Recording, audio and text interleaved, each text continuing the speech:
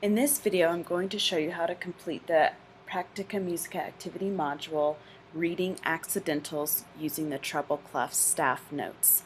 So after I've opened my program, I will select the Exploring Theory course. I will select Chapter 1, Notation of Pitch, and then I'm going to select the activity module, Reading Accidentals, and then I'm going to click Open. In order to correctly complete this module, you will need to go up after you've opened up the activity module Reading Accidentals to the menu bar. The menu bar is what you see at the very top of your screen. And I'm going to go over to the title of our activity, Reading Accidentals. And for this activity module, I'm going to select the treble G clef.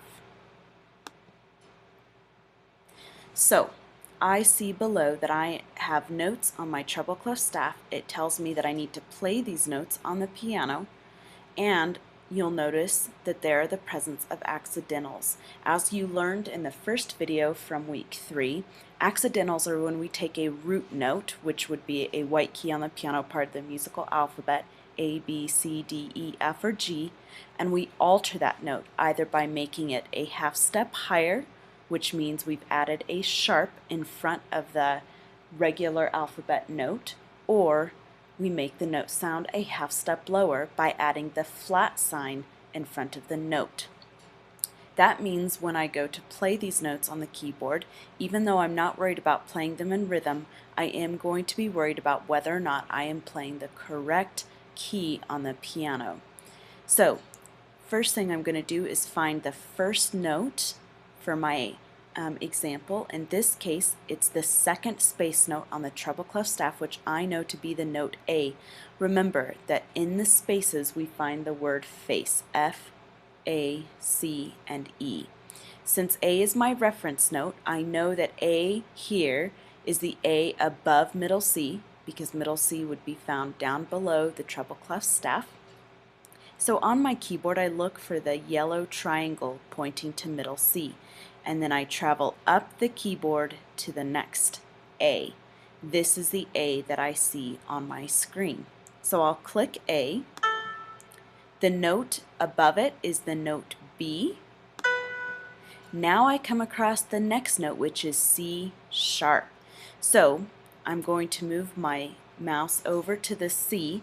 The sharp symbol tells me that it's the higher version of C, it's the altered version of C, which means instead of playing the white key C on my piano, I'm going to play the neighbor above C. So if you think back to your last activity module comparing steps, the neighbor above is the next key. It could be a black key or it could be a white key depending on where you are at on the piano keyboard.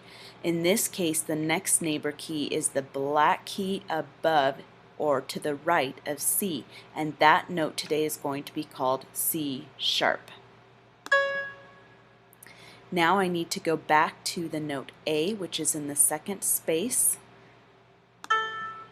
up to the next line note, which I know to be B, to the space note below, which is A, back up to my altered note, which is C. So a strategy you might use is to identify, first of all, what the original note would be, in this case F, A, C, part of the hidden face.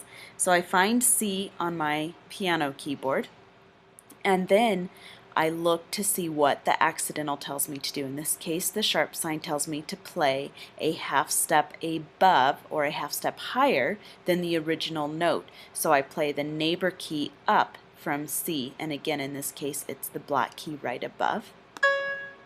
And then my final note is the note B.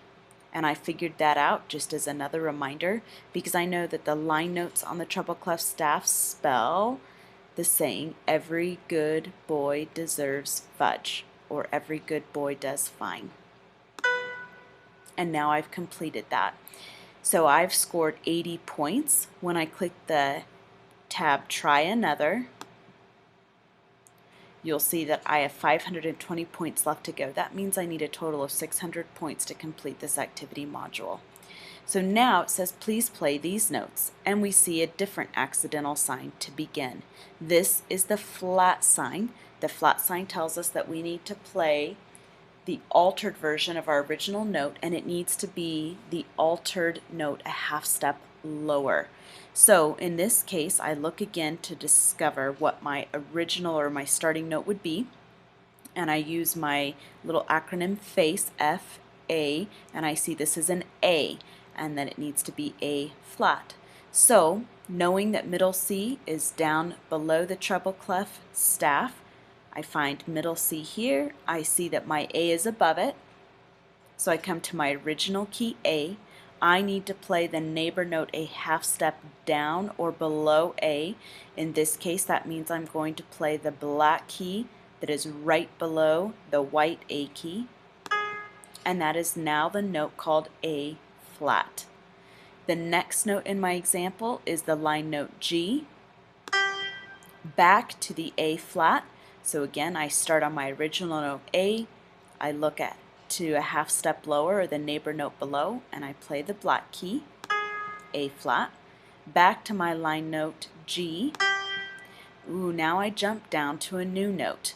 I know from looking at my staff the bottom line note is E for every good boy does fine, and that it has a flat sign. So again, as I come down to my piano keyboard, I come to the E above middle C, and to play the flat version of E, I look to the neighbor note below, which would be the black key below E, and I've played E flat. The next note is my first space note F, which would be above, then to the second line note G, and back to my first space note F. Click the tab Try Another. So in this example, my first note is the space note below the treble clef staff, and if I use my musical alphabet skills to go backwards, if I know the first space is F, that makes the next line E and the space below D. So I find middle C and I go up to D. I go to the second line note G, first space note F, and now I come across my first accidental. The original note would be the white key E. In this case, I see the flat sign, which tells me I need to play a half step lower version of E, which means I play the neighbor note right below E, and in this case it's the black key right below E, to play E flat. Now I jump back up to my second line note G, back to my first space note F, back to the second line note G, and finally to the space note below the staff, D. And click Try Another. We come back to sharps. Remember that sharps are a half step higher, or the neighbor note right above the original note. So the first note in my example is the first line note E. Remember, every good boy deserves fudge.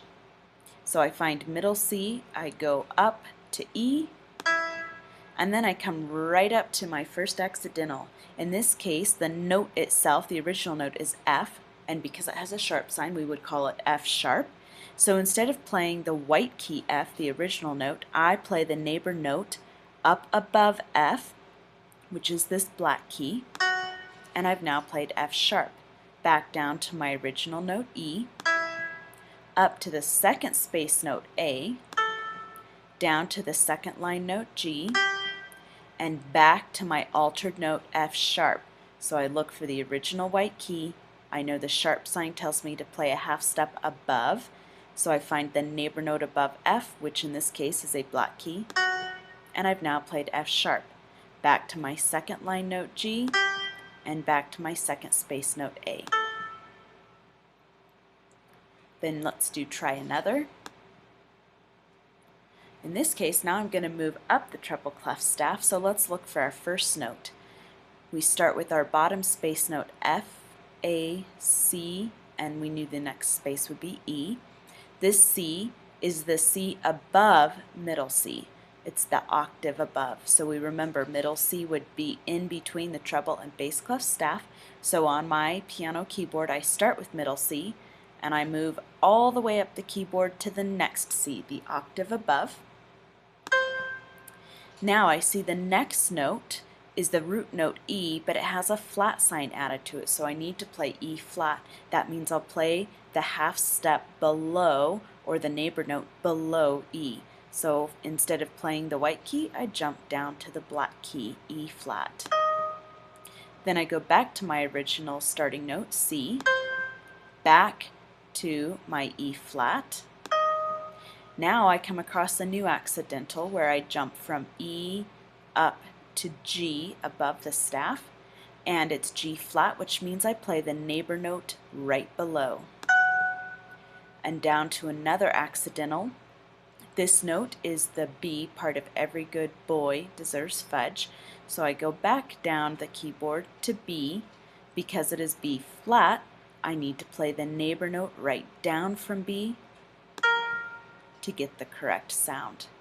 Then back to my third space note C, and back up to my top line note F. And now sharps. So my first starting note is the first line note E for every, which I know is the E right up from middle C. Then I go to the next note, which I know is the original note named D below E, but it's D sharp. That means I need to play the black key above or right next to D. Back to my starting note E, back to D sharp. Now to my next accidental, which would be the root note F, and because it's F sharp, I will play the black key or half step above. Back to my starting note E, back to the accidental note F sharp, which is a half step above, and to my final note, which is the second root note A, and because it is A sharp, instead of playing my original A on the piano keyboard, I will play the note right next to it or right above it, which is A sharp. And then click try another. So as you can see at the top, I have 480 points accumulated. I have 120 left to go.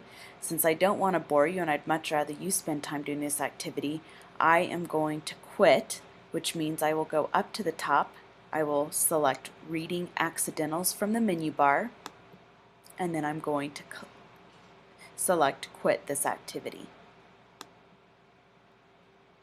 And I'm back to the table of contents page for my book Exploring Theory course.